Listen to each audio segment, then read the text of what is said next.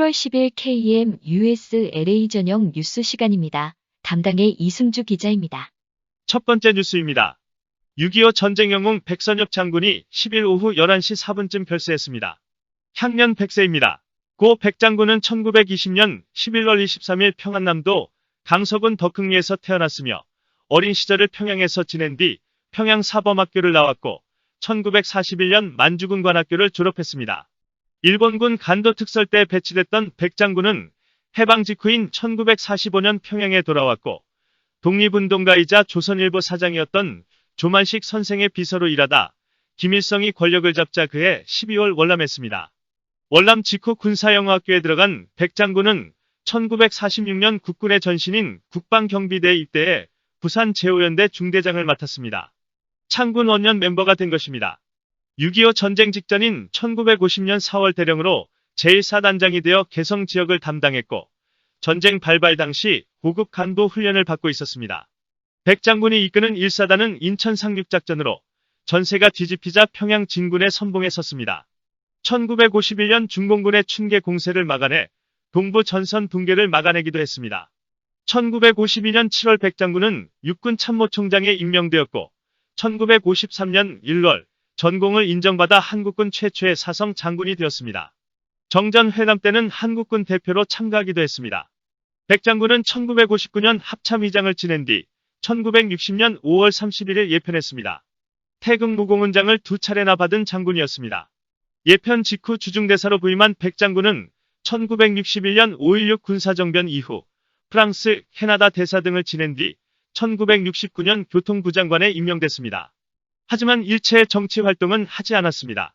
6.25 전쟁 초기 한국군을 민병대 취급했던 미군도 백 장군에게만큼은 존경심을 표하기도 했습니다. 역대 주한미 군사령관들이 백 장군을 향해 존경하는 백선엽 장군이라는 경칭을 붙이는 게 전통이 됐습니다. 2013년엔 명예 미8군 사령관에 임명됐고 2016년엔 한국인 최초로 미8군 사령관 이 취임식에 초대됐습니다. 빈소는 서울 아산병원 장례식장 30호실에 마련됩니다. 발인은 15일 오전 7시이며 장지는 국립대전 현충원에 안장됩니다. 다음 소식입니다. 국정농단 및 국가정보원 특수활동비 상납 등 혐의로 재판에 넘겨진 박근혜 전 대통령이 파기환송심에서 총 징역 20년을 선고받았습니다. 앞서 항소심에서 선고된 징역 30년보다 10년 대폭 감형받은 것입니다. 한국 시간 11일 법원에 따르면 서울고법 형사6부 오석준 부장판사는 전날 특정범죄 가중처벌 등에 관한 법률 위반 등 혐의로 기소된 박 전 대통령 파기환송심에서 총 징역 20년을 선고했습니다. 재판부는 박 전 대통령의 재직 중 뇌물 관련 혐의에 대해 징역 15년에 벌금 180억 원을, 뇌물 이외의 직권남용 권리행사 방해 혐의 등에 대해 징역 5년을 선고했습니다. 또 추징금 35억 원을 명령했습니다. 앞서 파기환송 전 항소심은 박 전 대통령의 국정농단 관련 혐의와 국정원 특활비 혐의를 별도로 심리했고 각 징역 25년과 징역 5년을 선고했습니다. 결과적으로 파기환송심은 항소심보다 10년이 감형된 것입니다. 다음 소식입니다. 10일 고 박원순 서울시장의 빈소가 차려진 서울 종로구 연건동 서울대병원 장례식장에는 여당 인사와 종교, 시민사회 단체의 조문 행렬이 이어지고 있습니다. 이날 오후 8시 20분께 유은혜 사회부총리 겸 교육부 장관이 빈소를 찾은 데 이어 우상호 더불어민주당 의원, 유시민 노무현재단 이사장 등이 조문을 위해 빈소를 찾았습니다. 재계에서는 손경식 한국경영자총협회 회장이 가장 먼저 장례식장을 찾았습니다. 오후 7시 30분께 빈소를 방문한 손 회장은 박원순 시장에 대해 서울시 행정을 잘하셨다며 도시정비 면에서 많은 업적을 남기셨다고 애도했습니다. 이날 빈소에는 공식 조문을 받기 전인 오전 9시께 여당 인사들이 다녀갔습니다. 이어 조희연 서울시 교육감과 반기문 전 유엔 사무총장, 윤순철 경제정의실천시민연합 사무총장, 이태호 참여연대 정책위원장 등도 빈소를 찾아 고인을 애도했습니다. 종교 시민사회단체, 외교사절들의 발걸음도 이어졌습니다. 일본군 위안부 피해자 이용수 할머니도 오후 2시 24분께 빈소를 찾아 30여 분간 자리를 지켰습니다. 이 할머니는 볼일을 보러 왔다가 내려가는 중에 비보를 들었다며 너무 놀랐다고 심경을 전했습니다. 조계종 총무원장 원행스님을 비롯한 조계종 인사들과 원불교 등 종교인들도 조문했습니다. 해리 해리스 주한 미국 대사와 도미타 고지 주한 일본 대사 등 주한 외교사절들도 빈소를 찾아 애도를 표했습니다. 빈소에는 박 시장의 복심으로 알려진 박홍근 더불어민주당 의원이 상주 역할을 하면서 작은 조카 등 유족과 함께 자리를 지키고 있습니다. 박 시장의 부인인 강난의 여사는 갑작스런 비보의 충격을 받아 이날 오후까지 빈소의 모습을 드러내지 않고 있습니다. 또한 영국에 체류 중인 아들 박주신 씨는 곧 귀국하여 상주로서 장례를 치를 예정입니다. 고 박원순 서울시장의 아들 박주신 씨는 코로나19 방역 지침에 따라 원칙적으로는 2주간 자가격리를 해야 합니다. 하지만 본인의 직계존비속 장례식에 참석하는 경우 입국 전 현지 대사관에서 사전 허가를 받으면 격리가 면제됩니다. 조희연 서울시 교육감은 강 여사가 몸을 가누지 못해 안타깝다면서 빈소를 찾아 저도 눈물로 위로만 하고 왔다고 말했습니다. 조문을 마치고 나온 일부 조문객들은 눈물을 훔치며 슬퍼했습니다. 장례식장 앞은 빈소가 차려지기 전부터 취재진과 유튜버 등 수십 명이 모여 있었습니다. 여당 지지자로 추정되는 일부 유튜버는 기자들을 향해 조문객이 거부하면 질문을 하지 마라. 일베들은 죽어라며 고함을 치기도 했습니다. 장례는 5일장으로 치러지며 발인은 오는 13일입니다. 장지는 유족과 협의해 정해질 예정입니다. 그러나 장지는 박 시장의 유언대로 부모님을 모신 선산인 경남 창녕군이 될 것으로 보입니다. 일반 시민은 서울시가 설치한 서울시청 앞 분향소에서 오는 11일 오전 11시부터 조문할 수 있습니다. 다음 뉴스입니다. 박원순 서울시장의 장례를 서울특별시장 형식으로 치르는 것을 반대하는 청와대 국민청원이 등장했습니다.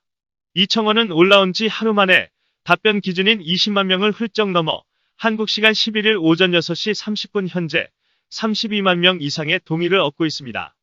청와대 국민청원 게시판엔 10일 박원순 씨 장례를 5일장 서울특별시장으로 하는 것 반대합니다라는 제목의 청원이 게시됐습니다. 청원인은 박원순 씨가 사망하는 바람에 성추행 의혹은 수사도 하지 못한 채 종결됐지만 그렇다고 그게 떳떳한 죽음이었다고 확신할 수 있을까? 성추행 의혹으로 자살에 이른 유력 정치인의 화려한 5일장을 언론에서 국민이 지켜봐야 하나라고 반문했습니다.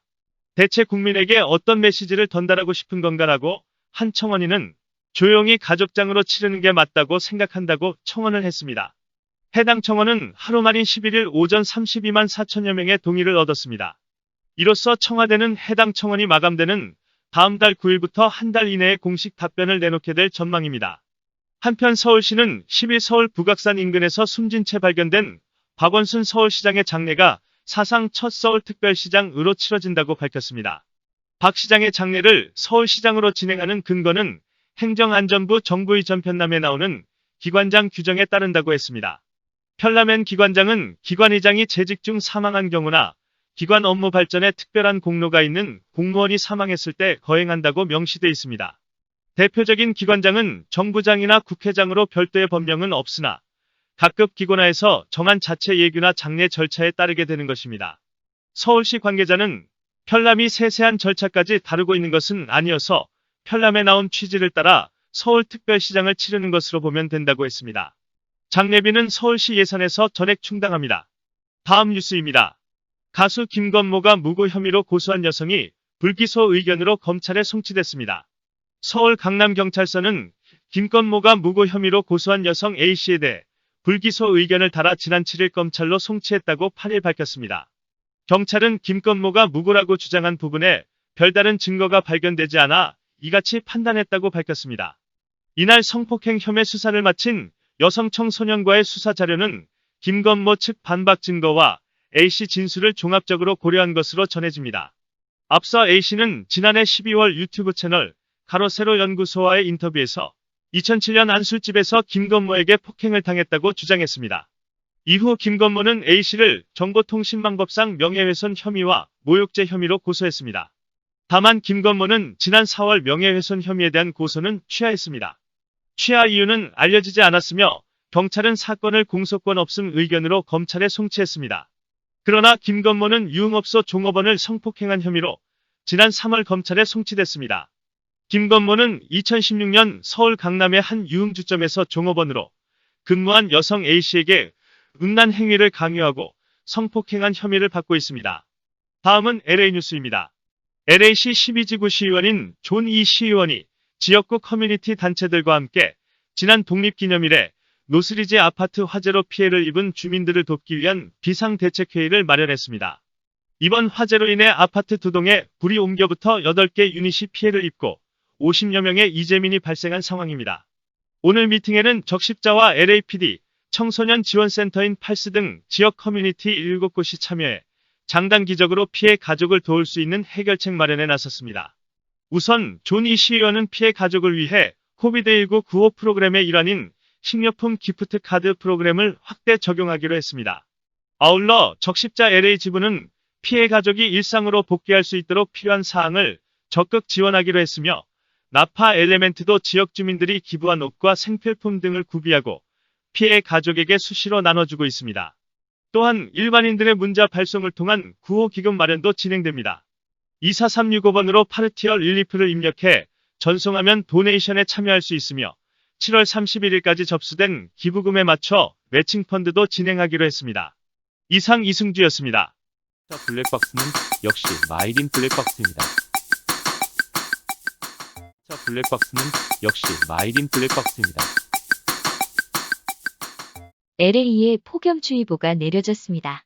더웁다고 해서 너무 차가운만 드시는 것도 몸에 해롭습니다. 오늘 밤도 편안한 저녁이 되시길 바랍니다. 강신혜였습니다. 감사합니다.